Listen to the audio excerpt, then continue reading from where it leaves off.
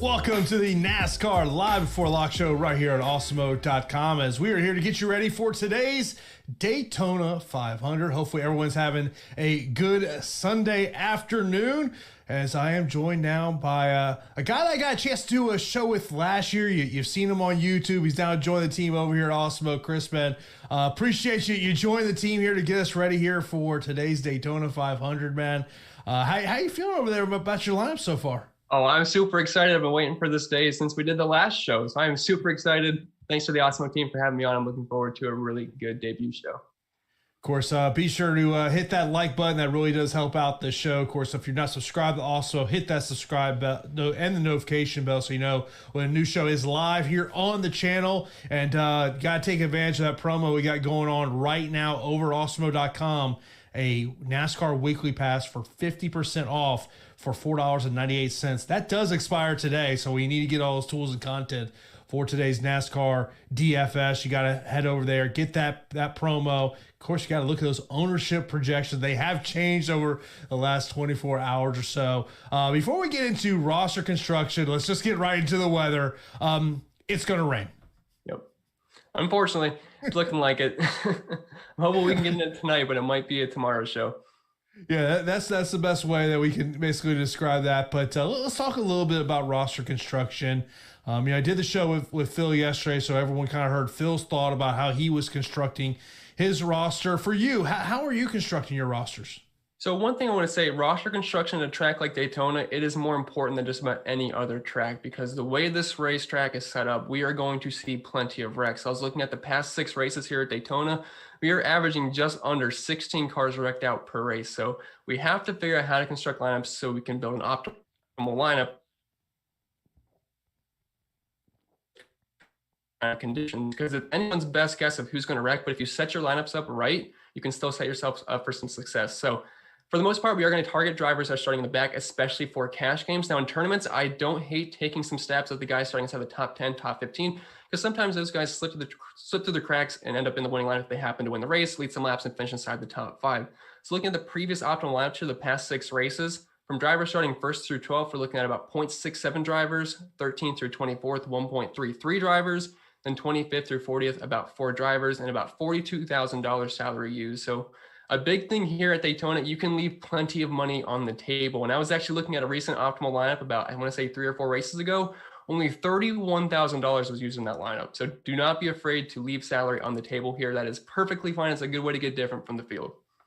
Yeah, I remember I was doing a crunch yesterday, and I want to say the lowest salary was like $38,000. Yeah, I'm right around there, about $37,000. Yeah, I mean, I'm trying to pull up the dummy crunch I did. That was 150 lineups of how it was actually in terms of salary. As I pull up here, scroll all the way to the bottom. Let's see here. It was 37,800 was the lowest salary used. Exactly mine. Yep, we might have the same lineup there. Yeah, so that is something, of course, if you are a premium member, you have Fantasy Cruncher part of your account. That's one of the things you can go in there and do and just try to figure out, whether you're building 150 lineups or maybe you're building 5. It's a great tool to use over there at Awesemo. You mentioned about roster construction. You mentioned about, the drivers, starting 1 through 15. Mm-hmm. Outside of Ryan Blaney, because I know that's the easy answer for you, is there someone inside that starting in the top 15 that you look at and say, you know what, that may be a good driver to build a lineup around? I kind of like Joey Logano. Now, the one thing I will say about Joey, he has been an absolute magnet for getting in wrecks recently here at Daytona. Just looking at his average finishes, the recent finishes here, the past 6 races, he's finished 27th, 26th, had a nice 4th place finish, then outside the top 30, actually 39, so nearly dead last, and then 4th place. But the thing is, he is part of Team Penske, which is what Ryan Blaney is on, and they tend to run very well at these plate tracks. And actually looking at the average running positions last season at these plate tracks, and if you don't know what average running position is, average finish position is where they finished the race. I think that's obvious, but the running position is where they were during the race, and I think that's a better indicator of how they were actually running compared to their average finish, because, if Logano's running up front the whole race and then gets wrecked out and finishes 30th, that's not really his fault. But the best average running positions last year were all Team Penske cars. Joey Logano, Brett Keselowski, Ryan Blaney, also MDB. He's not officially Team Penske, but it's kind of a 4th Penske car. So they tend to run very well here. And if Joey Logano can keep himself clean, which is he's kind of due for a clean race here at Daytona, he could potentially win this race starting 9th. So as we look at our upper tier options in terms of this race, I mean, obviously everyone's looking at Denny Hamlin, who is the top option, 10-4 on DraftKings, 14,000 over on FanDuel. Mentioned about Ryan Blaney, he's 10,000 on DraftKings, 13-3 over on FanDuel. Your other two big options there, you got Chase Elliott, 10-3 on DK, 13-5 on FanDuel. Brad Keselowski, 10-1 on DK, 12-5 over on FanDuel. We can get into the 9,000 drivers as well, but as you look at this top end option, I mean, obviously everyone's looking at Denny Hamlin and Ryan Blaney, but outside of them, who sticks out to you in this tier? I like Brad Keselowski and Martin Truex just for the place differential. Now I know people are going to be worried about Martin Truex, and I know Phil doesn't exactly have the most likeness for Truex this week, and I totally understand that because he does not have a very good history here at Daytona. But he does have some top tens, and I think he's due for a solid race here. But the main thing is he is starting 26. So even if he does happen to wreck out at some point, let's say a guy like Chase Elliott wrecks out, he's starting 12th. Truex is all the way back in 26. You're just building yourself that floor so you feel much safer about your lineup, and he has a higher ceiling as well. And if he stays clean, I think he could finish right around Chase Elliott. And that starting 26 compared to a guy like 12th or even Blaney at 14th, it's just well worth it, in my opinion. Also, same goes for Keselowski. Like I mentioned with Joey Logano, he has been an absolute wreck magnet. And he actually has some worse finishes than Joey Logano. He has a 10th, a 36, a 39th, a 12th, a 36, and 32nd. He's wrecking pretty much every single race. By the way, something to mention, just because I saw it over in Slack, just had to kind of confirm and make sure I saw it. Alex mentioned this over in our premium Slack channel. Over on FanDuel, lock is at 2:30 p.m. Eastern time. So 22 minutes from now, where DraftKings, it's at 3 o'clock. So if you're still got to build your FanDuel lineup, something to kind of note a little bit there, because I just went on my FanDuel app, and yeah, lock is at 2:30 p.m. Eastern time. So something to pay attention to in terms of that. As you look at the mid-range options, there's obviously a lot of drivers we could look at, especially with differential. For you, as you look at that mid-tier option, who are some of the drivers that you really like? So one of my absolute favorites is Eric Jones. I know some people might think I'm being biased because I talked up Ryan Blaney, Eric Jones, and seemed like every single week last year, but Eric Jones is starting all the way back in 31st. Now, if people don't know, Jones has moved from his ride at Joe Gibbs last year, which is a very top tier equipment. That's what Christopher Bell's in now. Now he's in the 43 car, which is what Bubba Wallace used to run in. And Richard Petty Motorsports definitely doesn't have quite the top tier rides that Joe Gibbs does. But the thing is, Bubba Wallace in his career in the 43 car tended to have been very, very well at Daytona, had a couple top 5 finishes, was a top 10 contender, honestly could have won a couple races. The guy actually ran very well. So I don't think Eric Jones should have a problem in this car. He is a recent winner at Daytona, so not too concerned about the equipment downgrade. And I don't know if anyone's mentioning this in the chat or anything, but Eric Jones is dropping to the rear. And I did get several questions about that on Twitter. I don't think that's a big deal whatsoever. Going to the rear at Daytona, it doesn't mean a thing to me. Like, you can go from 1st to 20th place within a lap. You could also go from 20th to like 3rd place in a lap. So no concerns there, especially starting all the way back in 31st. As you look at some value options, and, obviously there's, by the way, what do you consider a value option for today? Really, I would say anyone from like $6,000 down, although salary is just not a big deal today. So it's kind of like hard to say anyone like a favorite value, because the salary doesn't matter, to be honest.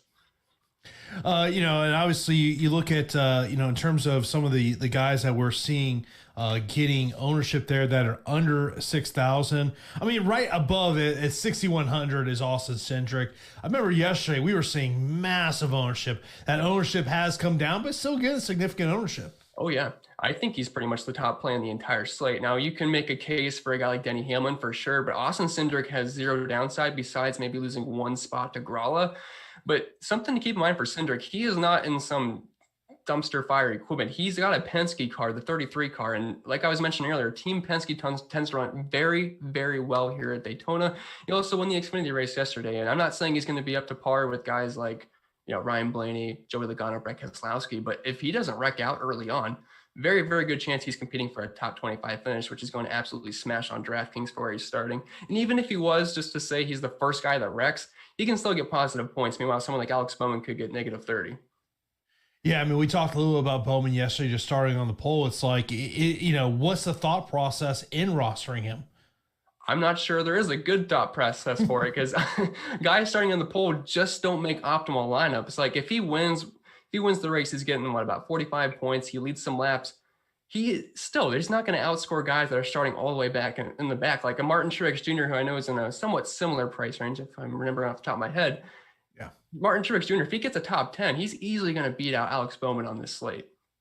Yeah, I think when I was watching a video you had earlier this morning, I think you mentioned maybe like 100 laps led for Bowman to, for him to potentially be optimal. Yeah, the thing is, and win the race, win the race. Exactly. And the likeliness of that is just so low, especially at a track that has so much carnage.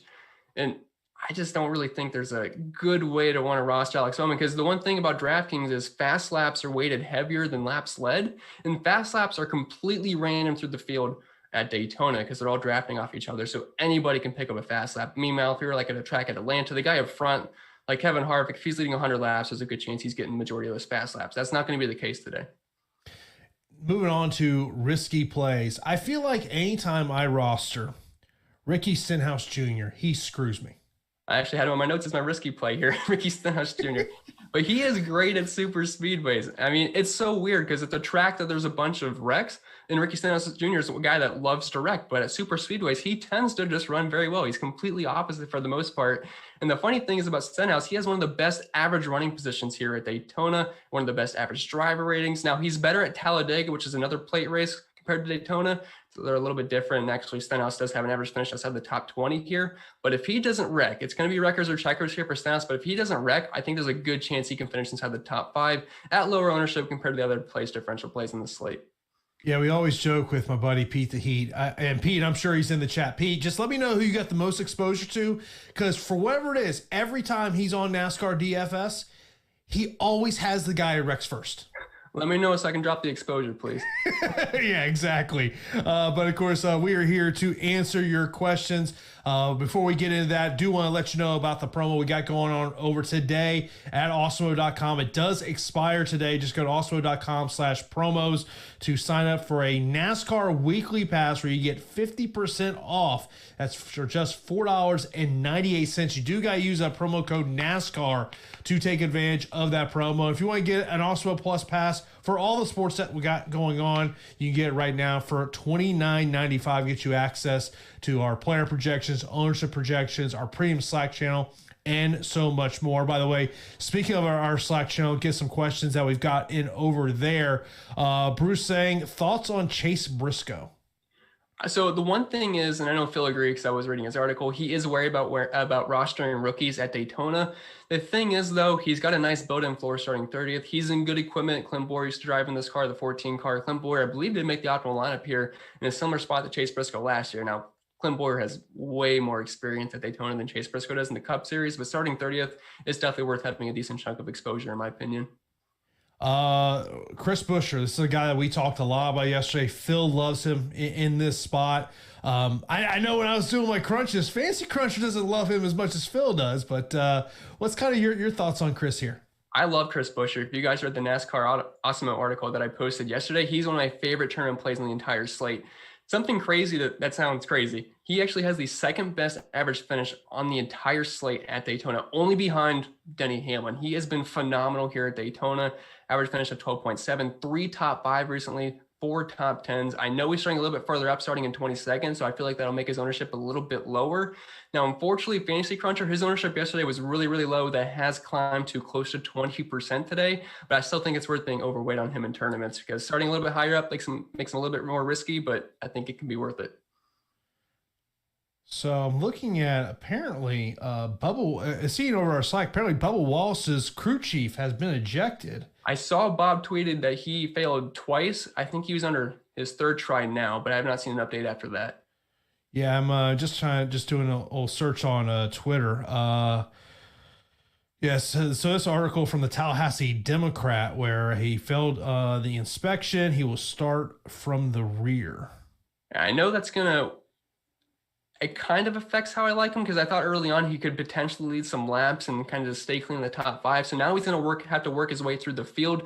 So he was already a risky play starting 6th. I think that makes him even riskier. So if you want to adjust your lineups, maybe drop his exposure a little bit, that might be worth it. But still at the end of the race, if he doesn't wreck out, I think he can be a factor because he showed a ton of speed all week. And we know that team definitely has a lot of sponsors behind them. Their equipment's definitely an upgrade from what he's had in previous seasons. Over YouTube, Dre, talk about Michael McDowell. What's your thoughts about him today? I like Michael McDowell quite a bit. Actually, in the risky plays, I had some notes that I wanted to mention him. So the thing is, Michael McDowell's been a guy that usually starts in the mid-20s or the 30s at these plate tracks. Now he's starting up in 17, so people are going to be afraid to roster him, which I totally get, because Michael McDowell is not a household name. You ask someone who Michael McDowell is, they're probably not going to know, but Michael McDowell, he's averaging 44.6 DraftKings points per race here the past 6 races, which is more than Denny Hamlin. It's actually the most of any driver that has a decent sample size. Average finish of 13.5, which is top 5. Average driver rating of 80, which is near the top of top 5, 2 top 10s, and 5 top 15s. The guy's been a top 15 machine here.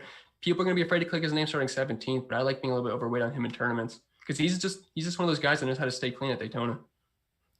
Scrolling down some of the questions here.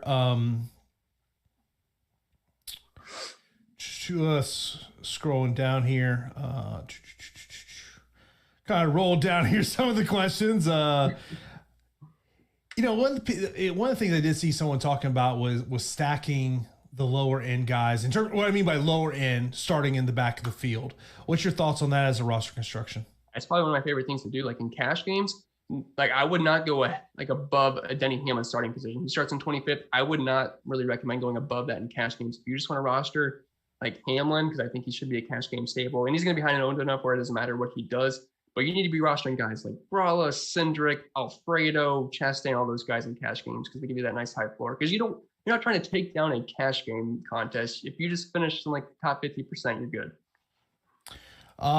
How much difference is your roster construction theory on GPP versus cash in NASCAR? So cash, I'm just strictly in the back. Like in GPPs, I am more than happy to take risks or flyers on Ryan Blaney, Logano, Harvick, Kyle Busch, those kind of guys. I would not touch those guys in cash games. In cash games, you need to roster Denny.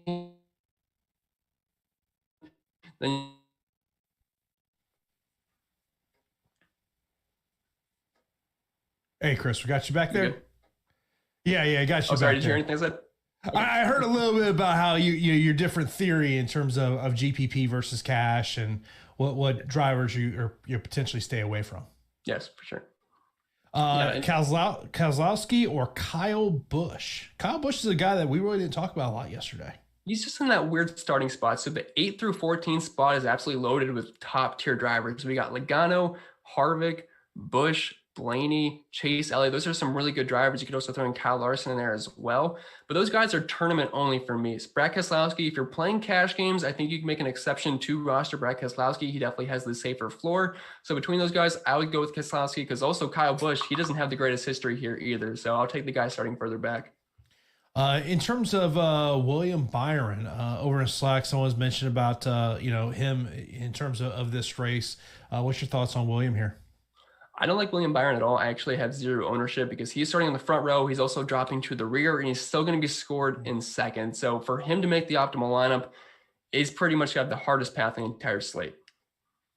In terms of moving down some other questions here, of course, if you do have a question, just hit those up right there. Whether if you are also a member over there in our premium Slack channel for NASCAR, or you can do it right here on YouTube. I will get to your questions as they do come in. A lot of questions about Martin Truex Jr. in terms of what he can do here. In terms of exposure, how much exposure do you think is too much for Martin Truex Jr.?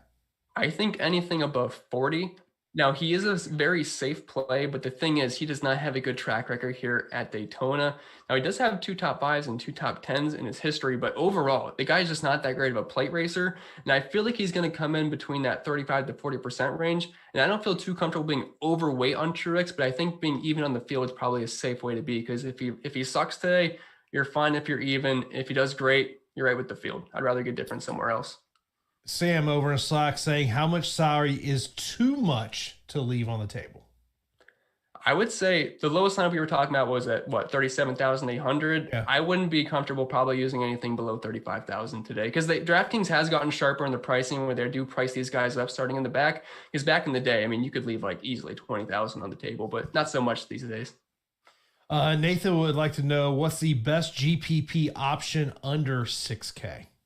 Best GPP option under $6,000.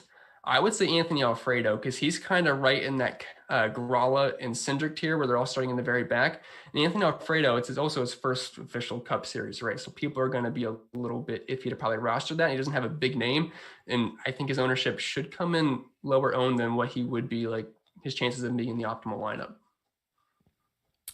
Next up, Corey would like to know your thoughts on David Reagan today on DraftKings at 5,400. I got quite a few questions about David Reagan today. I do think he's an intriguing option. I know last time at Daytona, he did fare very well, and this is really the only thing he's doing. I think he's worth a little bit of exposure in your lineups, but the problem is he's starting all the way up in 18th. So he's definitely not nearly as safe. Like he's starting, half higher up than Anthony Alfredo. So it's really tough to click on his name and you can get Alfredo all the way back in 36. But I think Reagan's fine for like 5 to 10% exposure. I probably wouldn't get any further than that. Next up, Chastain or Jones for my last DK cash spot. I will go Eric Jones there just because I think he has better finishing position potential and they have very similar place differential potential. So I'm going to go with Eric Jones there, just slightly over Ross Chastain. Jacob asking about Ross Chastain and your thoughts on him. I like him. So the thing is, he usually was in much worse equipment. Now he's in the 42 car, which is what Kyle Larson used to drive. Now, he is not nearly the driver that Kyle Larson is. I'm not saying that, but he's not in some awful equipment back there. So as long as all goes well, he should be able to contend for a top 20 when the day's over. Truex Jr. or Kurt Busch? I like Truex there. They both have not had the greatest run of things at Daytona recently, so I'll just take the guy starting 6 spots further back. Someone asked about the weather. It's going to rain today. 5 o'clock is really, when I was looking just kind of at the hourly forecast, I mean, it's at least, it's 20% at 2 o'clock, 37% at 3, 34% at 4, 58% at 5, 63% at 6, 40% at 7, and then it does go on throughout the night. But that is it's a part of NASCAR DFS. Sometimes it can not it can be the stressful part of this.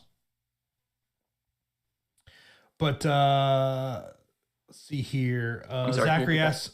Oh, never mind, you're good.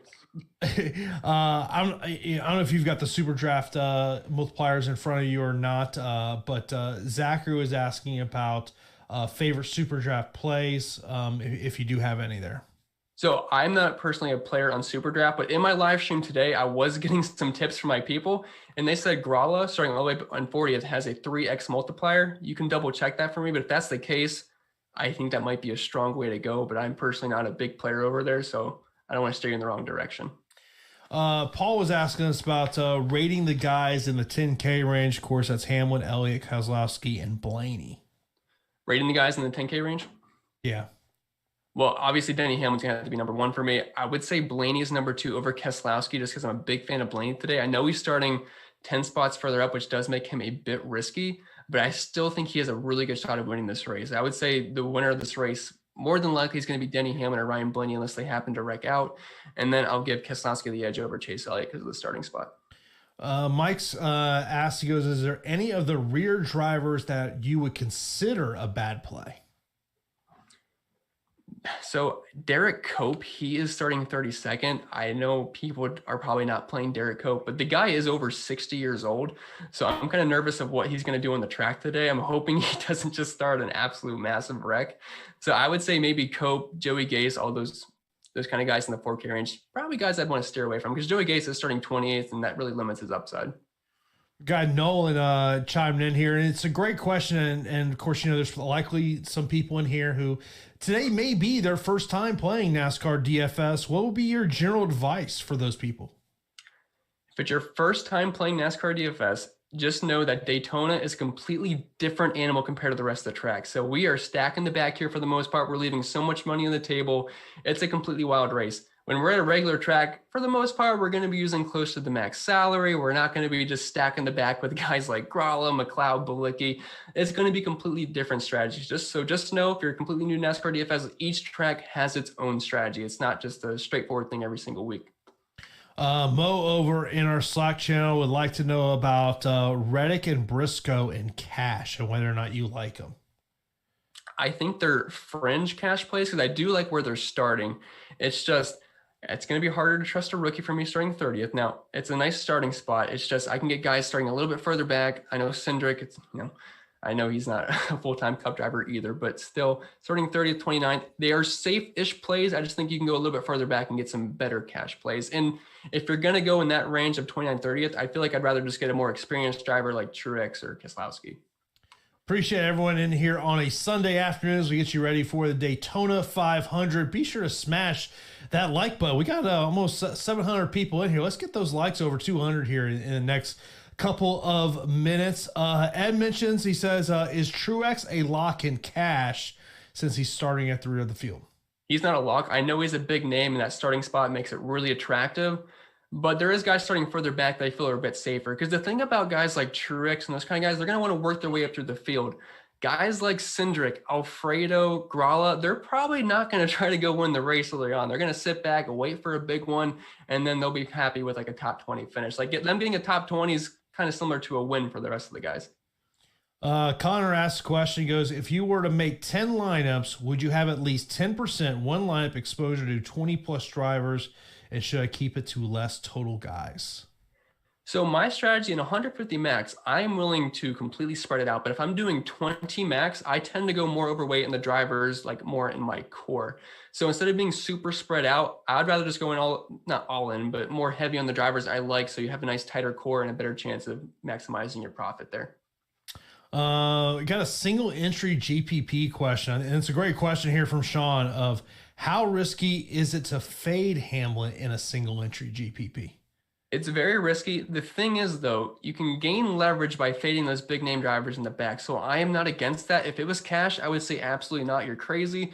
But in single entry GPP, if you want to take down a contest and Hamlin wrecks out, you have massive leverage on the field. Top 5 tournament plays. I mean, I guess more of I would say more of, okay, here are some, drivers to look at when you're building those tournament lineups. Okay, so for some tournament lineups, these are going to be guys that are starting closer to the front because their ownership should be a little bit lower. But I do like Michael McDowell. He's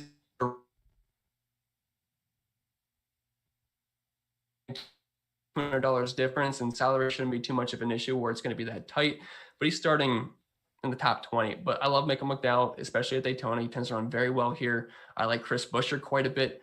I like Ricky Stenhouse Jr. in 21st. Matthew Benedetto, he's the guy we haven't talked about yet. I wrote him up in the Awesemo article. I like him quite a bit. He's kind of that fourth Penske car, and he runs very well at Daytona. He's shown that he can be a lap leader here, and we haven't really talked about him yet. So if that's the case and people are feeling the same way, he could go a little bit lower owned. So I do like MDB.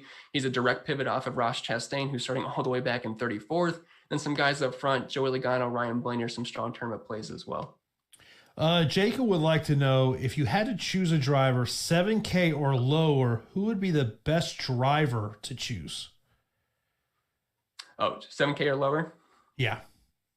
So some guys down in 7K. I mean, obviously Austin Cendrick at $6,100. He is pretty much a lock play at $6,100, especially starting in 39th. I mean, the floor is just super, super high there. Anthony Alfredo, Gralla, all those guys back there is where I've kind of rounded my lineup. Raven over in our Slack channel would like to know, this is a DraftKings GPP question, Chastain or Alfredo? And Alfredo was a guy that you talked a little bit about earlier. Yeah, I'm going to go with Chastain, though. I know I like Alfredo a little bit, but Chastain, he's in better equipment. I know Alfredo, that car last year by John Hunter Nemechek, he actually ran very well at the super speedways, but I'm going to go with Chastain there just because I feel a little bit more comfortable with him in my lineup. Of course, this is the NASCAR Live Before Lock Show is get you ready for the Daytona 500. If you have not put your lineups in on FanDuel, well, you're out of luck because FanDuel has gone in the lock at 2:30. At least that's the way it was 20 minutes ago. Of course, DraftKings will be here at the top of the hour. Of course, be sure to give us a follow on Twitter at Awesemo_com, or also be sure to follow our NASCAR account, which is at Awesemo NASCAR. And if you do follow our account over our main account, Awesemo_com, we do have a giveaway going on for our followers over there, as we're giving away 30 free weekly passes.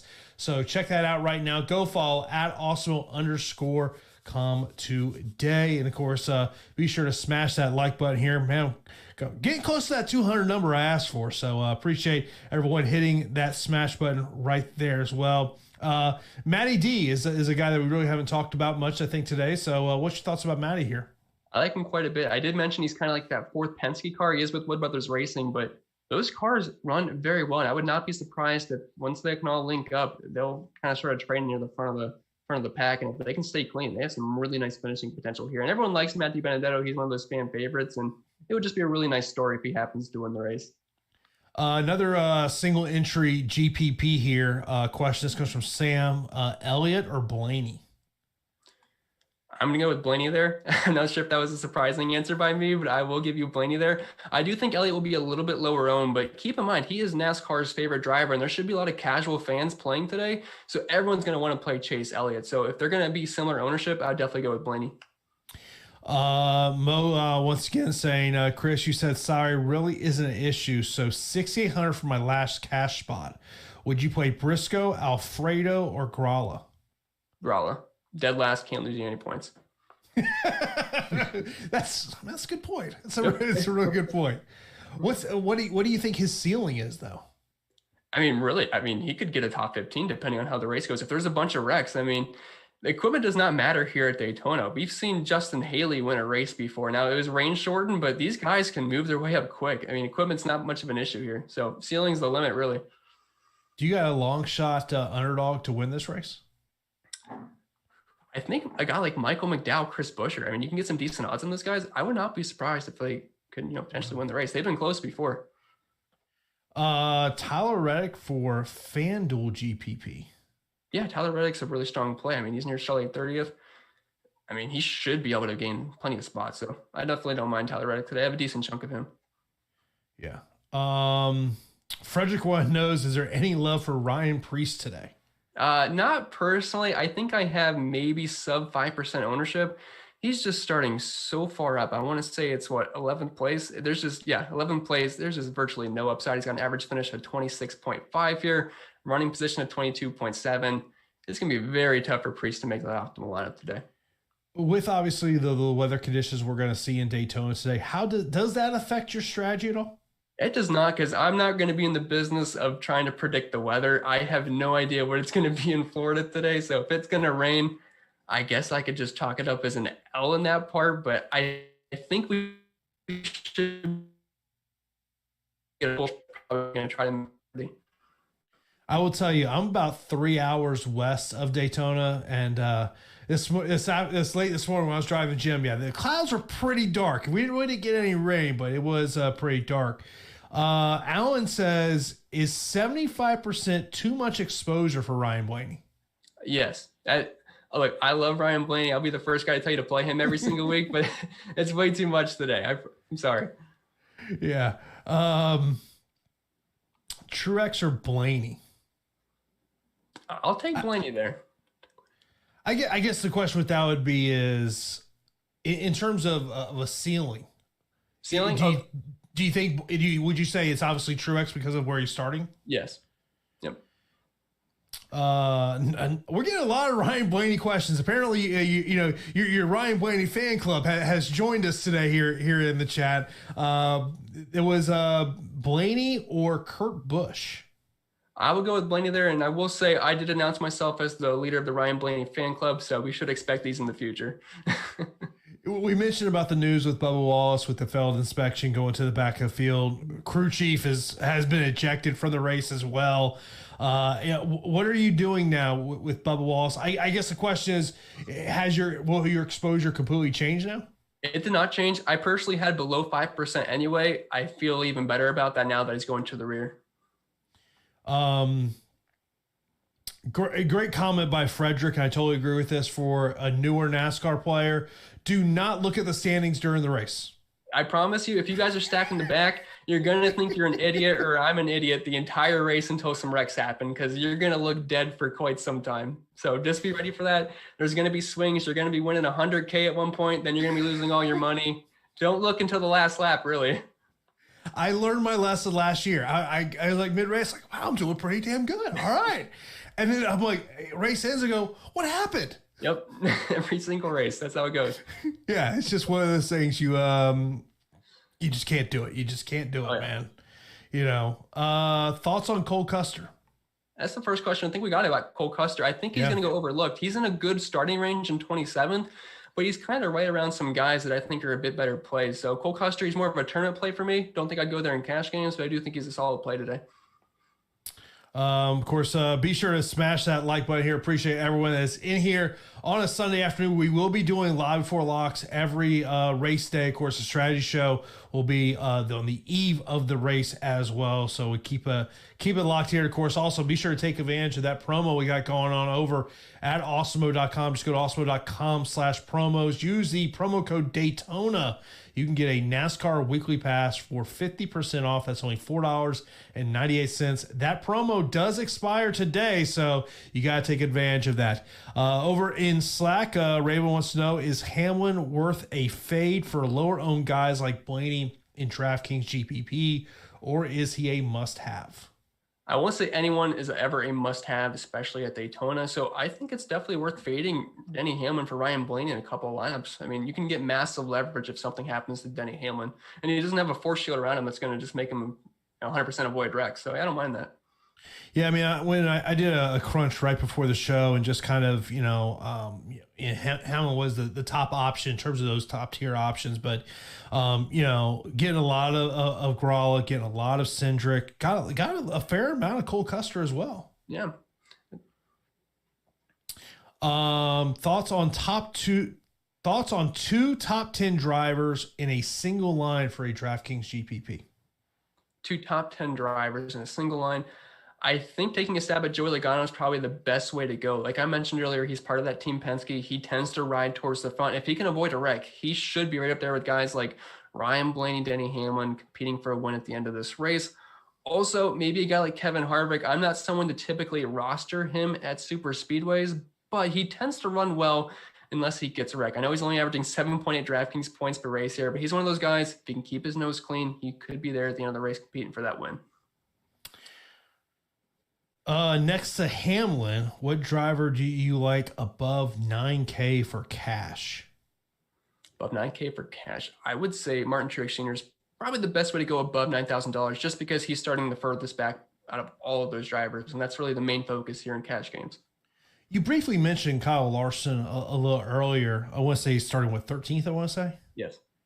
What's your thoughts about Kyle from where he's starting? I mean, you mentioned about, hey, in this type of race that you want to have drivers who are, back of the pack so they can get that point differential. What's your thoughts on him in the 13th spot? I actually think he's a decent play here. Now, he did move teams. He's now in the 5 car, which is part of Hendrick Motorsports. And if you guys know anything about Hendrick Motorsports, they tend to bring a ton of speed here at Daytona. Actually, the two guys that qualified in the front row are part of Hendrick Motorsports, William Byron and Alex Bowman. So I assume he's going to have some speed. And if he can get his way to the front, avoid some wrecks, I mean, I think he's got a halfway decent shot of having a really strong race here and could sneak his way into the optimal at decently low ownership. Do you have a sneaky play that, you look at as you were developing your lineups and you said, man, you know what? That's a guy that I think is going to be really low owned, but man, I think he's got a great chance. Does it matter what the price range is? No. I personally like Chris Buescher. He keeps popping up for me. At first, I had a little bit way too much, so I did narrow it down a little bit. But I think Chris Buescher is such a strong play because of the guys he's right around that are starting further back than him. He's sandwiched in between Jones, Reddick, Custer, Briscoe, and those other guys in the 6K range that are starting near 40th. So Chris Buescher, if he gets overlooked, I like his outside chance of potentially finishing inside the top 5. Steven says, if you stack 5 drivers to the back, what would your next pick be? I would say one of those guys that are starting in like the teens. So a Blaney, an Elliott, a Logano, a Harvick, maybe even a Denny Hamlin, unless you don't want to count him. Someone that could potentially win the race if you're going to like stack all those back guys. So you can just get a little bit of race winning upside potential. Who's a risky high owned play, do you believe? I would say a risky high-owned play could be a guy like Truex or Keselowski because they've just been a magnet for getting into wrecks now, and they should have plenty of ownership because they have big names. Everyone knows who Truex and Keselowski is if they are familiar with NASCAR. They're starting in the back, so they should have a lot of ownership. So you could definitely gain some leverage being underweight on those guys. Sneaky play seems to be the popular question that everyone has. In terms of that, I mean, obviously we talked about some of the drivers that, were, the Cendricks, the Gralla. I mean, outside of those that, everyone's looking at, who else in that 30 to the 38 range that you look at and say, you know what, I like the upside there? So I'll mention it again. It's Anthony Alfredo. He's starting all the way back in 36. And I don't think a lot of people are talking about this guy. I feel like his ownership could come in maybe 20%, maybe even a little bit lower if we're lucky. I like being overweight on that because he's starting all the way back in 36. The upside is just so high.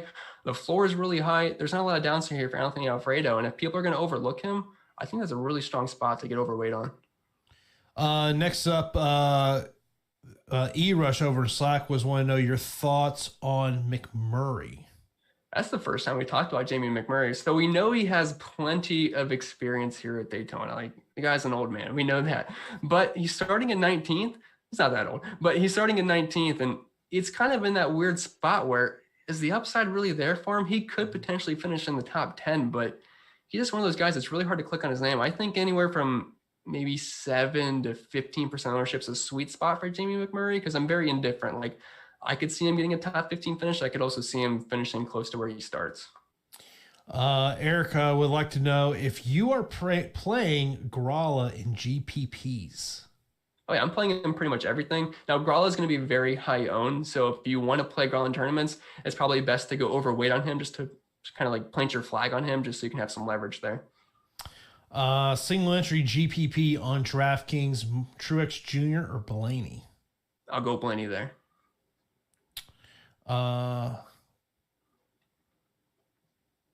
Another Kyle Busch question. I think we briefly touched on Kyle a little earlier, but for those that didn't have a chance to hear what you had to say about that. So Kyle Busch, he's one of those drivers that's in that 8 to 14 range where they are very, very talented drivers. They could all win the race. They could all ride up front. It's just Kyle Busch is one of those guys that always seems to get caught up in the wrecks. Like, the guy has a decent average running position here, a pretty good average drive running. The last Daytona race, which I believe was last August or early September, it was the playoff cutoff race. Kyle Busch had one of the best cars in the field. He was up front, but Tyler Reddick ended up making a kind of a rookie mistake on that block and ended up killing Kyle Busch's day. But I would not surprise me if he's contending for the win at the end of the race. So I think it's worth a shot in tournaments. Newman or Bell for GPP? I will go with Newman. It's actually the first time we talked about both of those guys. I think they're very fringe tournament plays because they're starting so far up. But the thing with Ryan Newman is he's actually one of the better plate racers in the entire series. I know he's not really an exciting guy to roster, but he has a really solid average finish of 13.3. Top 5, 4 top 15s the past 6 races. He's very good at making himself available for the end of the race. We mentioned about Chris Buescher, how much, Phil loves him. You've talked about how much you like him in this spot. In terms of, let's just say in 150 lineups, what's too much Chris Buescher? I think too much Chris Buescher is when you start getting close to that 35 to 40% range, just because of where he's starting. Of course, if you do have any questions here, we got about 15 minutes left here in the show. Of course, if you ever do miss our shows live, you want to catch them on demand. They are a part of the Awesemo Podcast Network. Just go to awesemo.com/podcast to find the show that you are looking for. We've got the main feed also. We've got it for every sport. So if you want to get the NASCAR feed, it's right there, or maybe the NBA feed. It is all right there. And leave a 5-star review on one of our podcast channels for a chance to win a free month of Awesemo plus Platinum. Good luck. Of course, coming up here at 5 p.m. Eastern Time will be NBA Deeper Dive. And then following them at 6 p.m. will be NBA Live Before Lock to get you ready for tonight's NBA action. So if you do have any questions, be sure to throw them right there into the chat. As you were putting your lineups together this week, was there a driver that was coming up in your lineups that you were surprised he was coming up as much as he was? So I was getting a lot of MDB, and I like MDB quite a bit here starting in 23rd, but I was kind of surprised of just exactly how much I was getting. I had to trim him down quite a bit because in some of my builds, I was getting close to, just when I was doing it raw, I was getting close to like 50, 60, 70%. And I've definitely a little bit too much for where he's starting, but he's been really popping up for me in my builds this week, which I do think is a very strong tournament play. By the way, I mentioned head over. You see it right there in the chat. Jordan's been putting the link over in the chat. We do have a Awesemo Daytona 500 contest up on DraftKings, so go fill that contest up right now before it does fill up there. So if you just go to the YouTube chat, Jordan's got the link in there that you can see it right there. Raven asks, Cendrick or Alfredo at significantly lower ownership in DraftKings GPP? If you're looking strictly for ownership, Alfredo would definitely be the guy there. Overall, I think Cendrick's the better play, but if you're just strictly hunting low ownership, I'd definitely side with Alfredo. When you're thinking about low ownership in terms of today, is there somebody that you look at and say, man, that's someone that really intrigues me because of the low ownership?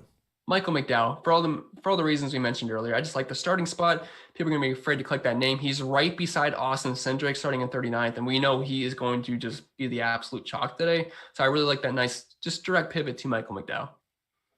Of course, we got about 15 minutes here left in the show. Of course, be sure to smash that like button. That really does help us out a lot. Of course, if you're not subscribed to Awesemo, you got to hit that subscribe so you know when a new show is live here on the channel. We got shows for you every day in terms of NASCAR.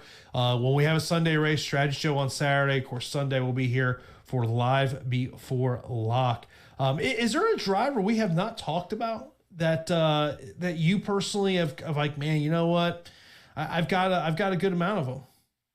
I think we're hitting most people, although I have a decent amount of Corey LaJoie. It's nothing too crazy, but we have not talked about Corey LaJoie yet. LaJoie actually has one of the better numbers here at Daytona. Now, the thing is, he typically starts way further back than what he is this race. So he is starting 16th here. We usually get him way back in the 20s and 30s, but he's pretty good here. He's averaging close to 35.4 DraftKings points per race, an average finish of 20th, which compared to other drivers is pretty darn good. Now, the thing with Corey LaJoie is he's been one of those drivers that kind of rides around in the back, waits for the big wreck, and then makes his move later on in the race. Starting 16th, and he's on a new team now, I'm kind of concerned that he might try to push it and have a different strategy. So that's something I'm kind of concerned there with Corey LaJoie, but he's someone we haven't talked about yet, and he's actually one of the better super speedway drivers when it comes to DraftKings scoring. JJ would like to know, are you doing any manufacturer stacks? I am not. I have gotten several questions about that. But the thing is, at the end of the race, these guys don't care if they're teammates, best friends, or whatever. They will wreck each other. And if you guys are watching the clash, Ryan Blaney and Chase Elliott, those guys are really good friends. Chase Elliott took out Ryan Blaney to try to win the race. Kyle Busch won. But these guys at the last lap, there's no such thing as friends or manufacturers. One of our premium members over in Slack would like to know your thoughts on his GPP for a large field that he's put together. I already know you're going to like the first driver. I already know it. You know who that is. That's Ryan Blaney. So we know you like that. Then it goes Buescher, Cendrick, Matty D, Hamlin, and McDowell. Oh, yeah. So as you look at that, I mean, I think those are all drivers that we've kind of talked about over the last 2 days of, all look like great spots. And I mean, in that lineup, Blaney is the highest starter at 14th. Yeah, I love that. I think that's a really, really strong tournament lineup. You got some guys starting closer to the front, so you got some nice leverage there. And then you have the guys starting in the back. So I think that's a really strong strong lineup. In terms of, if you do want to know the ownership, all you got to do is sign up for that Awesemo NASCAR weekly pass, 50% off today. Does expire today. $4.98 gives you access to ownership projections, driver projections that we have. And those are the same tools that Alex uses. So you got to check out that. Proston goes, I think Joey Logano will place between 5th and 20th. Wide range there. Yeah, for sure. I would agree with that as well. Yeah, I mean that's just kind of a look at drivers that we really haven't talked about. I don't think we talked about Eric Amarillo starting third, which obviously is not going to be a starting position that you're going to like. Yeah, it's going to be tough. Now he did do good in the dual race. He dominated, won that race, and he's not a bad super speedway driver. Now I prefer him at Talladega over Daytona. And actually, a few years ago, Amarillo almost won the Daytona 500, although Austin Dillon took him out. And I remember that clearly because I had a ton of Amarillo. Austin Dillon just broke my heart there. But Amarillo's not a bad play race driver. If he can stay up front, lead some laps, finish at the top 5, it's not the worst play in the world. Just know it's a very tough path for him to hit optimal today. Ryan Newman is another guy we really haven't touched much on. Starting 7th, 7,000 on DK, 6,000 on FanDuel. So I typically like Ryan Newman at super speedways. I usually try to go overweight on him. The problem is he usually starts in the kind of like the mid pack to 20s. Now he's starting in the top 10. It's going to be very hard for him to hit optimal. He's going to have to finish the top 5. He's going to have to have some other things go his way, potentially win this race. Unlikely, but he should make himself available for the end. That's just the way that's the way he operates Daytona. He knows how to make himself available. So I wouldn't be surprised if he's a top 5 contender. It's just there's very limited upside for Ryan Newman. So we've mentioned about Gralla at 4,900. So I'm going to mention everyone behind him. Okay. And let me just see if you have any exposure to any of these drivers. Okay. McLeod, Balicki, Cope, Hoff, Ware, Gase. I'm pretty sure I played every single one of those guys, but it's very low ownership. The one I'm highest on would be BJ McLeod, just because I like where he's starting in 38th. And he's actually averaging 24.7 DraftKings points per race here with an average finish inside the top 30 in a 3-race sample size. So that's not bad starting in 38th. The other guys, we're talking below 5%. Jacob would like to know our thoughts on his FanDuel lineup, which is Hamlin, Kozlowski, Chastain, McDowell, and Cendrick. I think that's great. I mean, some of my favorite plays in the entire slate. You have a really nice high floor lineup there with guys starting in the back. I think that's pretty good. Mad Dog checking in. He says Cendrick, Reddick, or Stenhouse. Is that a 1v1v1? I'm guessing, yeah. I would just say Cendrick. I know he's not as exciting of a name as guys like Stenhouse, but Cendrick's just the highest floor play, and he's pretty much got the highest ceiling on the slate, relative. When we were seeing the outrageous ownership with him yesterday, were you getting concerned about like, oh man, I don't know if I want to have so much, man? Yeah, I was planning on being underweight because he was sitting at around 60-some%. Yeah, now it's dropped. I feel good about where it's dropped to because that makes him definitely more viable because at 60% ownership, I mean, you can get so much leverage being underweight on that in case he happened to rack out early on. But I like kind of where he's sitting right now. By the way, there are still some spots available in that Awesemo contest over on DraftKings. Jordan has been putting that in the chat there, so still got about 40 spots left in there. So fill that up here in the final. We got 8 minutes here left in the show. Chastain or Alfredo, DraftKings cash. Obviously, you talked about Alfredo and liking him. Yeah, I like both guys quite a bit, although I do like Chastain a bit better. He's in the 42 car. I like that. I'm going to go with Chastain there. It's close, though. Angel brings up an interesting thought here. And could you fade all of the over 10,000 drivers on DraftKings? Yeah, you can certainly do that. I'm sure I have a lot of lineups that don't have any of those guys, so I have no issue with that whatsoever. I know you're going to leave out Denny Hamlin, but there's leverage to be had there. But I feel like if you're playing in a large field tournament, if you try to make yourself, separate yourself, not having Denny Hamlin in your lineup is going to help you. Oh, yeah, not having any of those guys, Elliott, Kozlowski, Blaney, you're going to get massive leverage there if anything happens with those guys. Yeah. Jones or Newman?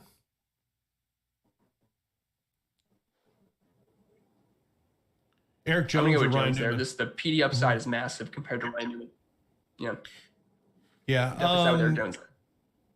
Daniel Suarez is another guy we haven't mentioned. He started 15th, 5,700 on DK, 5,000 on FanDuel.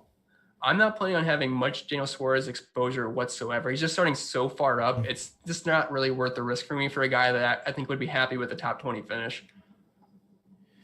Like when you look at those top options, if someone's trying to decide between Hamlin, Elliott, Kozlowski, and Blaney, I mean, obviously Hamlin started 25th. He's got the highest upside, highest ceiling, correct? Yes.